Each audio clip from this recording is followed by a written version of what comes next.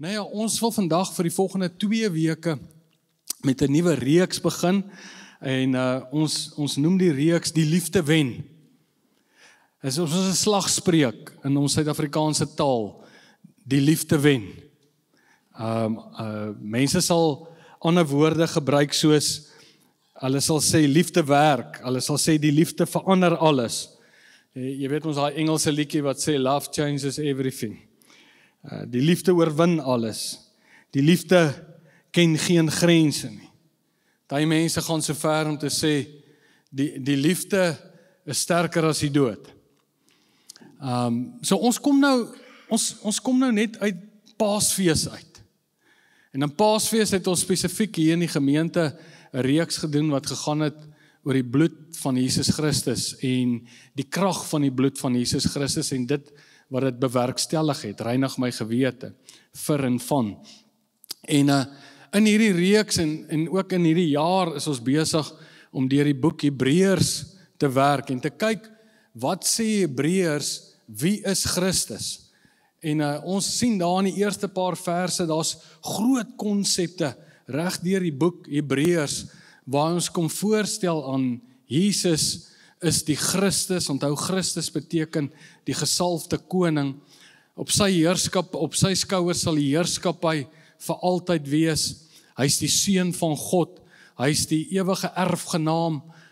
Soos hierdie groot konsepte. Later van tyd kom Hebreërs, dan stel hy ons voor dat Christus is die heilige priester wat vir ewig eenmal in die priesterdom gegaan het.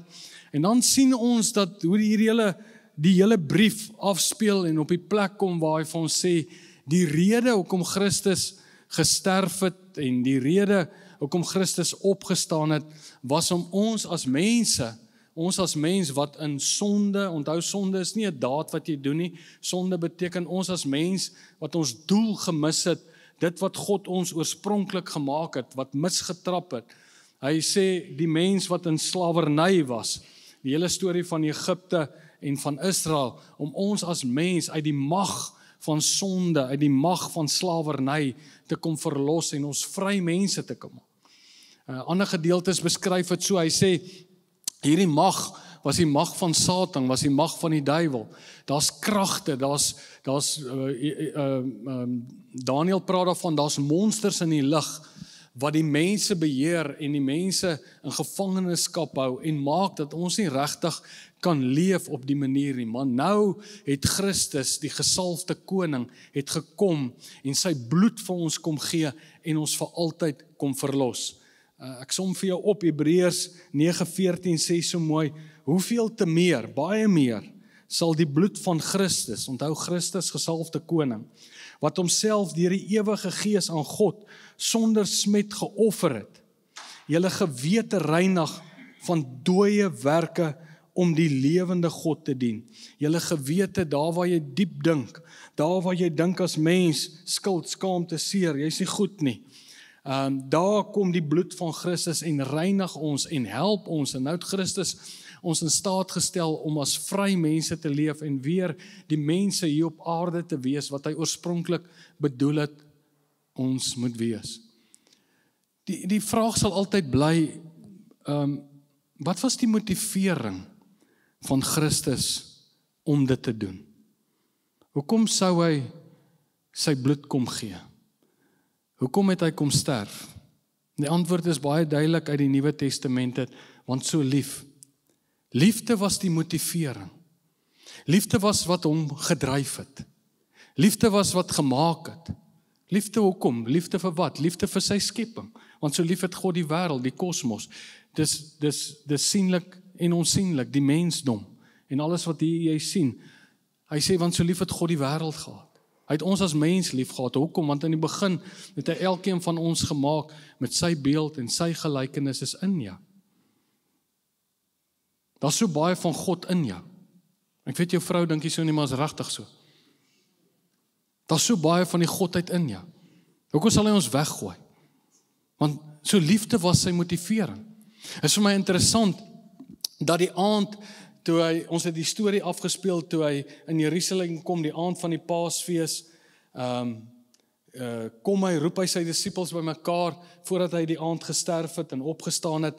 Daai aand voordat hy gesterf het, obviously het hy geweet wat gaan gebeur, sê die Bybel vir ons.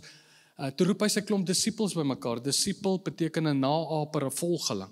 Die mense wat hom gevolg het. En dan wat doen hy?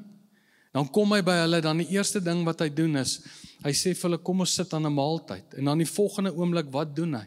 Dan trek hy 'n voorskoot aan. En dan begin hy hulle voete te was. So die koning, die gesalfde koning, kom wys sy liefde aan ons as mense, deur ons te dien. En dan vertel hy vir hulle die nagmaal storie en wat daar alles gaan gebeur. En dan sê hy iets baie, baie interessant.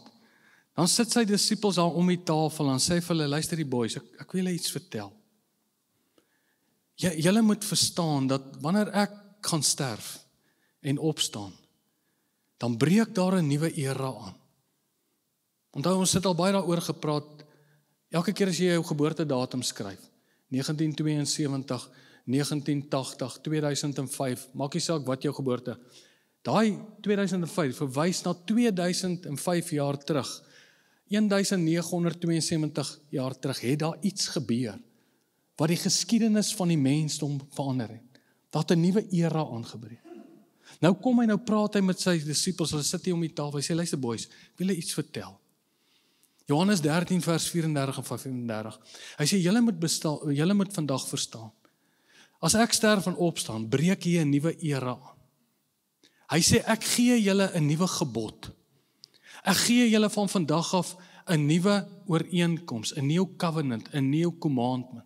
Ek gee vir julle 'n nuwe ooreenkoms. Onthou die eerste verbond was ingestel, die verbond is ingestel. Dit praat van die ooreenkoms Genesis 12 tot 15, die ooreenkoms tussen God en die mens. Hy sê, maar nou breek jy 'n nuwe era aan. En hierdie nuwe era het ook 'n nuwe verbond, het 'n nuwe gebod.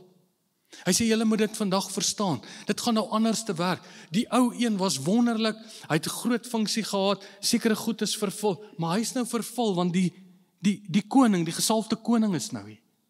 Hy sê, nou breek jy 'n nuwe era aan. Wat is hierdie nuwe era?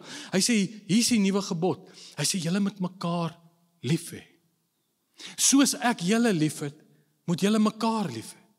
Hy sê, hieraan sal die wêreld weet dat julle my disippels, my volgelinge is, as daar liefde onder mekaar is. So jy moet vandag verstaan dat liefde vorm die basis van hierdie nuwe testament, van hierdie nuwe ooreenkoms, hierdie nuwe gebod wat daar tussen God en mens is. So dit is wonderlik om te lees in Hebreërs, alles wat God gedoen het, en al hierdie groot dade, en alles, maar die motivering was liefde, en nou kom hoofstuk 13.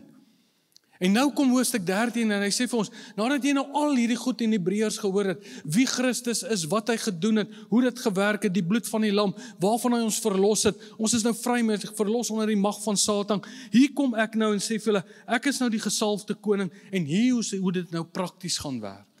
Want ek en jy moet nou leer, om dit wat Christus gedoen het, ergens moet ons dit hier, in ons omgewing, hier prakties gaan uitleef, moet ons mense raak, met dit wat God nou gedoen, en die basis is liefde.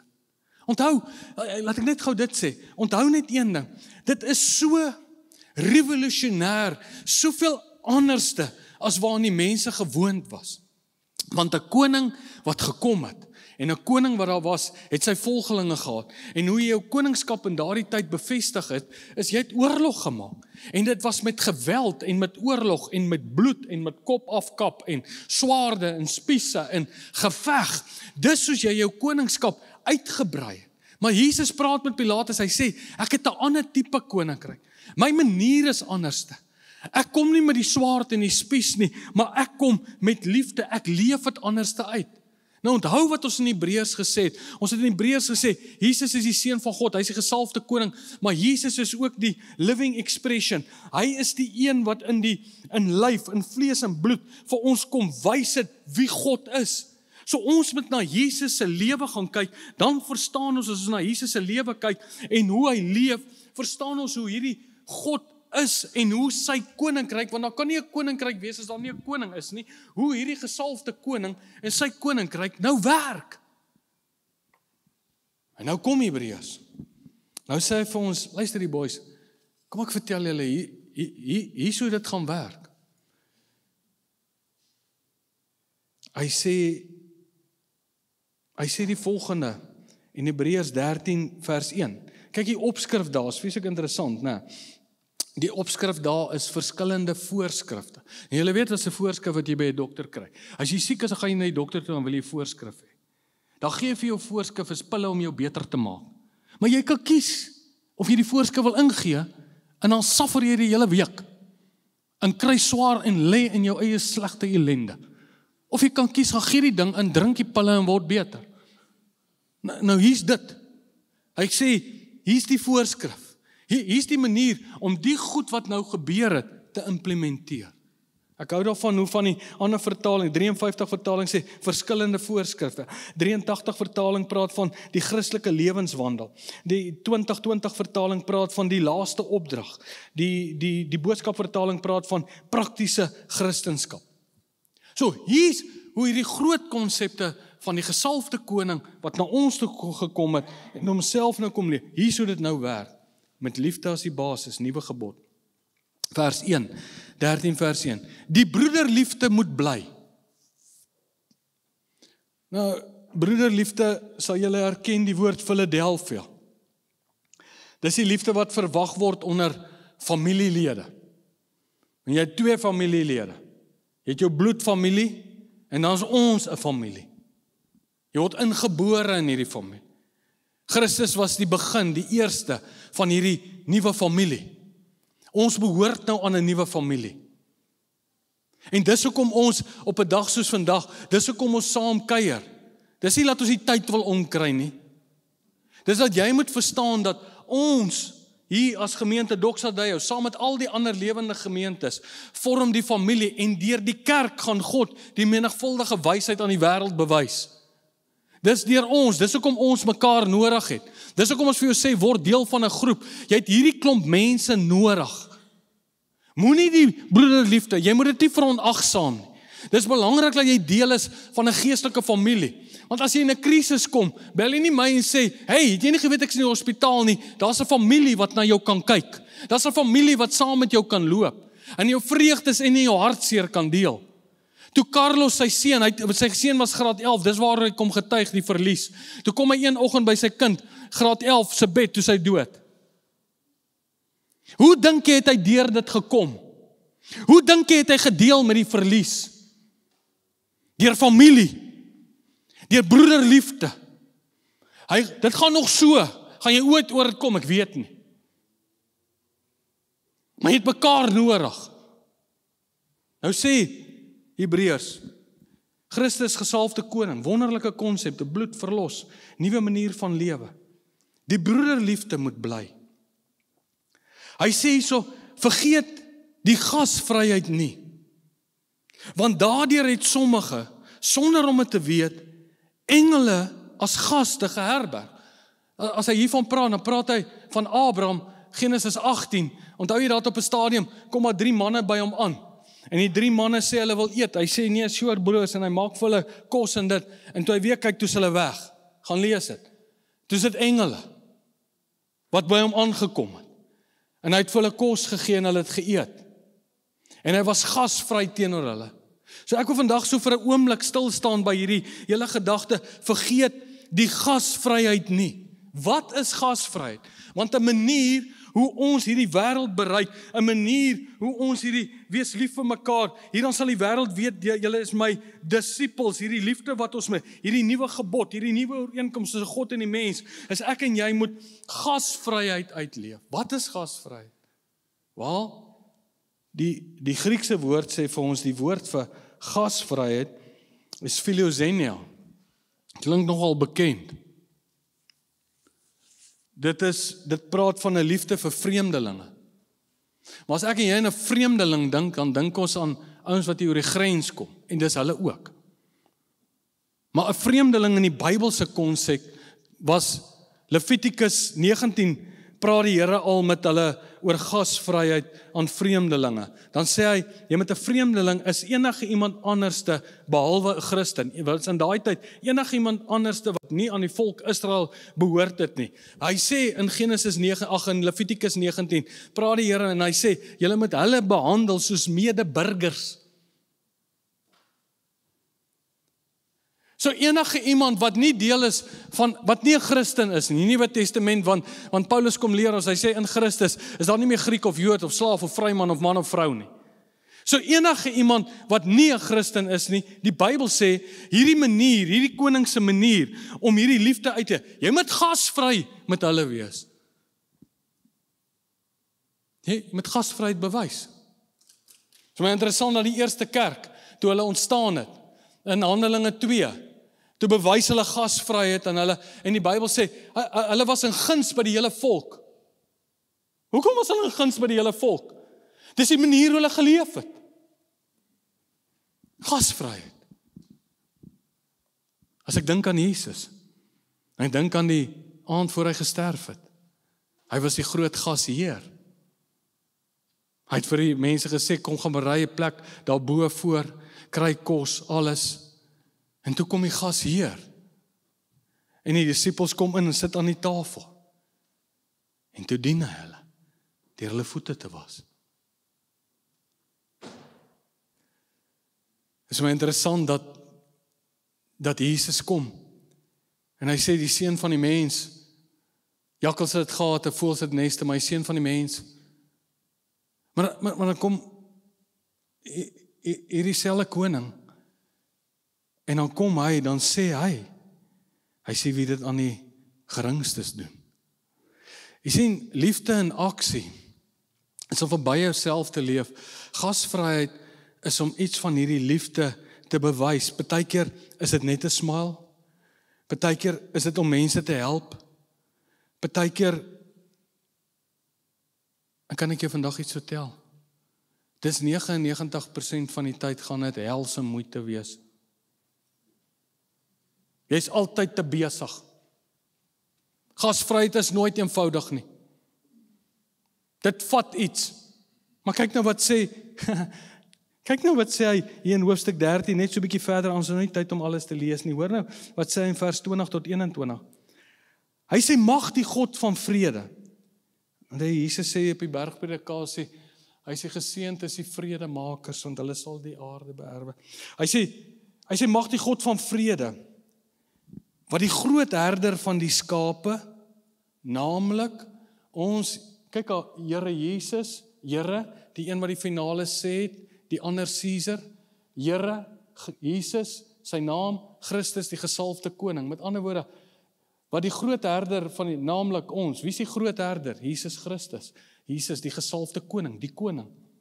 Deur die bloed van die ewige testament. Daai woordjie ewig, as ons dit hoor, dan dink ons altyd aan, jy weet, vir altyd en altyd, en dit is dit. Maar kyk hoe beskryf die kommentare dit. Hy sê, daai ewig praat van, staan eintlik in verhouding met hierdie nuwe era, wat aangebreek het, in which there will be new tasks, new possibilities, new creative challenges. Met ander woorde, hoe gaan ek nou met hierdie nuwe era wat aangebreek het, Christus in julle, hy is nou die koning, aan hom is gegee alle mag in die hemel en op die aarde. Hoe gaan ek nou 'n nuwe gebod gee julle, 'n nuwe ooreenkoms tussen God en die mens? Julle moet mekaar lief hê, soos ek julle lief. Hierdan sal die wêreld weet dat julle, hoe gaan ek nou hierdie liefde, wat die basis vorm van ons hele vertrekpunt as Christendom, hoekom Christus sy lewe vir ons gegee, hoe gaan ek nou hierdie liefde uitleef na buite toe? Hy sê een manier is, wees gasvry. Moenie die broeder lief vir onagsaam nie, wees gasvry. Dis wat die groot herder sou gedoen. Hy sê maar, ewige testament uit dood teruggebring, julle volmaak in elke goeie werk. Hy gaan jou help. Hy gaan jou help. Wat sê Paulus? Hy sê, as God dan die goeie werk in julle begin het, Filippense 1 vers 6, sal hy dit end uit voltooi tot die dag dat Christus kom. Wees gasvry. Wees goed aan mense wat nie Christene is. Want deur jou gasvryheid gaan jy iets sê. Die liefde wen altyd. Die liefde sal altyd wen. Gaan altyd. Wees gasvry. Ek hou daarvan hoe van die ander Engelse vertalings dit sê, hy sê, do not neglect to show hospitality to strangers. Forgetful to entertain strangers. A hospitality not to be forgetful. Jy sien, nou is die vraag, waar kan ek begin om gasvryheid uit te leef? Wel, in die eerste plek dink ek, dis in jou gesin. In jou gesin kan jy gasvry wees. Nou weet ek, meeste van die ma's wat hier sit sal sê, dis hoe ek elke dag voel, ek is mos nie 'n masjien nie. Ek leef elke dag gasvryheid uit. Maar kindertjies wat hier sit, julle kan dit ook maar doen. Julle bly nie by 'n hotel nie. Alhoewel jy so dink. Jy kan gasvryheid bewys. Maar dink bietjie hoe baie gasvryheid bewys ons aan ons kinders. Ek bedoel, jy sal die aand alles beplan die volgende dag en dan barsel jy van die kant af in en verander alles. En jy doen maar alles met 'n smile. Hier binne kook jy. Jy kan 300 eiers hier binne braai, maar jy doen dit. Dit is net tande.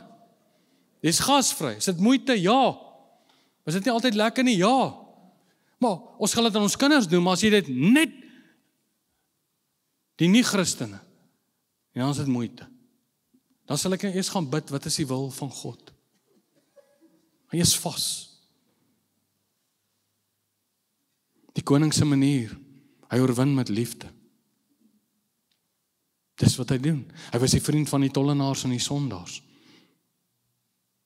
Almal wou sy in teenwoordigheid wees. Want hy op 'n dag, toe kom hulle by hom, toe sê hulle, Here, wat is die belangrikste van alles? Wat is die belangrikste? Toe staan hy so en dink. Toe sê, ek sê julle wat, ek dink die belangrikste van alles, jy moet die Here jou God lief hê met jou hele hart. En jou naaste, soos jouself. Dis daai een slim profeet wat daar staan, skrifgeleerde. Toe sê hy vir hom, wie is jou naaste? Sê ek vertel jou storie.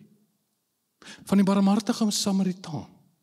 Die Samaritane en die Jode het mekaar gehaat.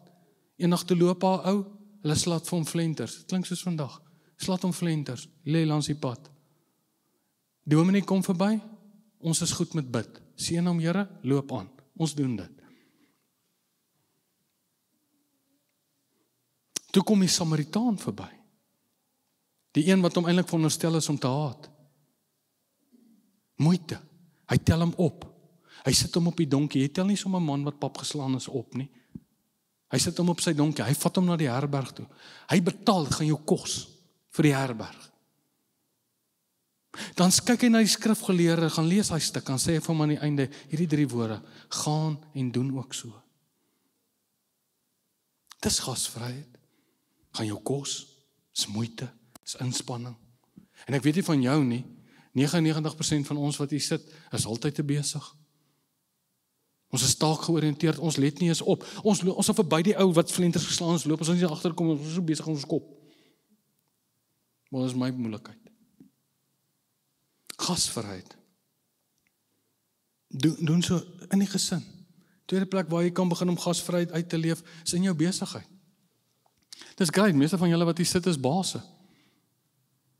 CEO's.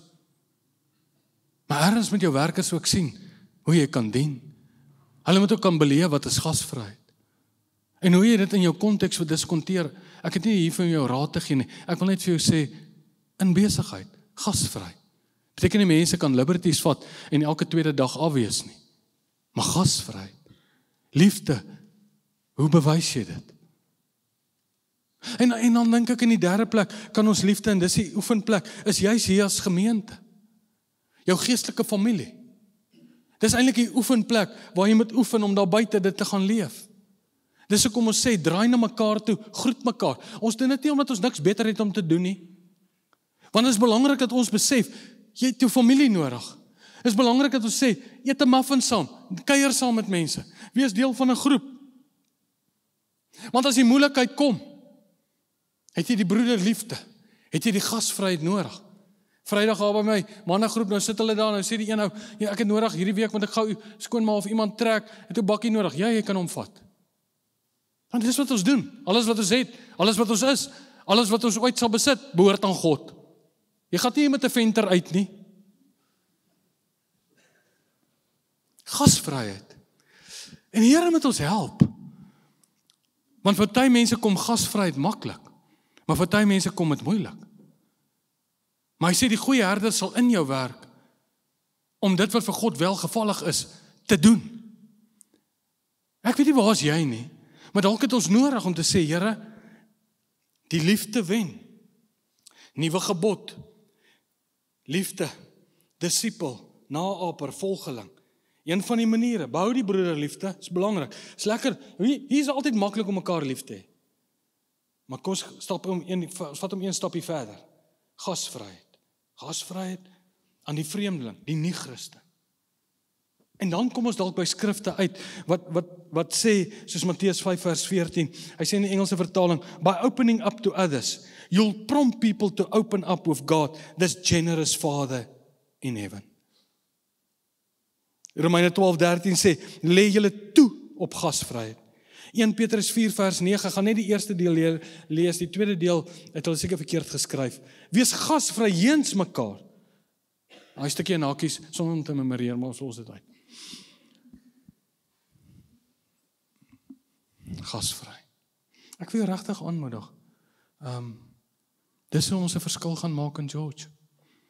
Deur gasvry te wees met mense. En dit is baie keer moeilik, want baie keer is ek gejaag, ek is besig in my kop. Jaco, jy weet nie wat se werk ek het nie, ek verstaan. Nee, ek verstaan nie. Ek verstaan. Maar die Bybel sê, wees gasvry. Kom ons maak ons so toe.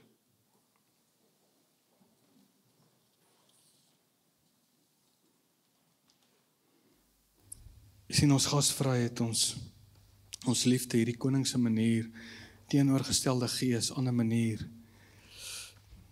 Hierdie liefde is 'n rigtingaanwyser na God se liefde toe. Sodat mense by sy liefde en sy lewe kan inkom.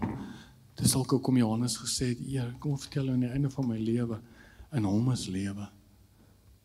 En hierdie lewe is 'n lig vir die wêreld. Dis ook hoekom Paulus gesê het, al wat ek wens is om Christus te ken. Here Jesus, baie dankie dat U vir ons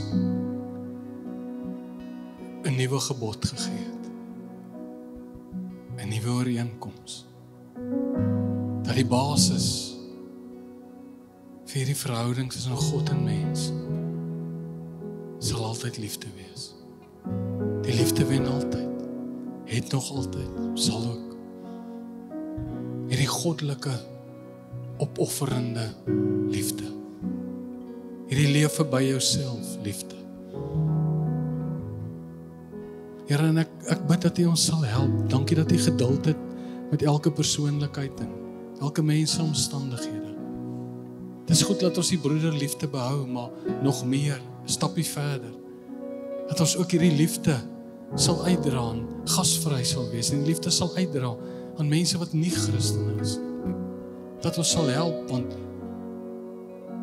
want sodoende ontdek hulle wie is U. Hoekom doen jy die goed? Nie sommer maar nie. My motivering is anders. Wat wil jy van my hê? Niks. Ek bid dat U ons sal leer wat gasvryheid is. Volgens die koning se standaard. Die koninkryk. Hoe dit werk. Dankie dat U gasvryheid aan ons kom bewys. Romeine 5:8, toe ons nog sondaars was, toe ons nog vreemdelinge was. Toe ons nog ver van God af was. Het U liefde aan ons bewys. Het U ons reeds ingetrek. Dankie daarvoor. Ons het U lief. En ons wil voluit leef vir U. In Jesus naam. Amen.